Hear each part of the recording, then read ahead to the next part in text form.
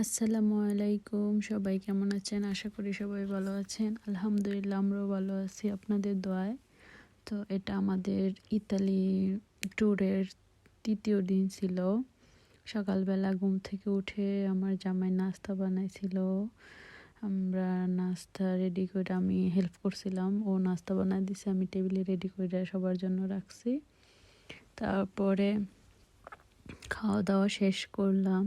এখানে ছিল ডিম, রুটি, তারপর ফল, দুধ। খাওয়া দাওয়া শেষ করে আমরা এয়ারবিএনবি চেক আউট করে আমাদের আজকে যাওয়ার দিন লাগেজ টাগেজ গুছিয়ে বের হয়ে গেলাম। এই জায়গাটা এত ভাল লাগছে, অনেক মিস করব। জানি না আর কোনো দিন যাবো কি না। অবশ্যই যাব না কখনো। একটা জায়গায় একবার দেখার পরে আর যাওয়া হয় না কখনই।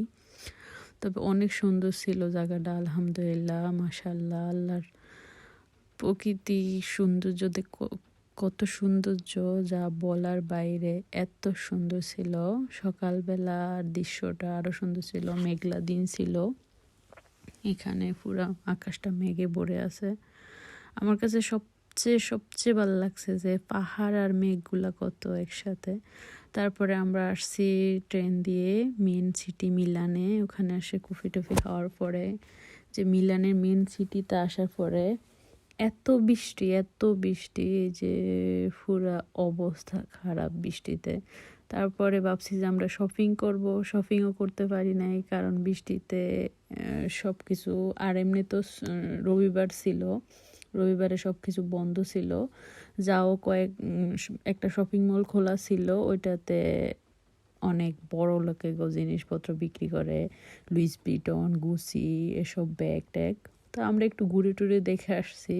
সো আল্লাহ যদি কখনো সামর্থ্য দেয় তখন কিনবো।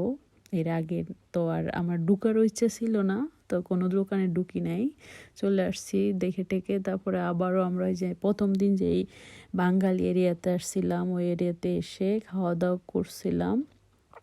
করে আমরা পরে প্লেনের উদ্দেশ্যে রওনা করছি।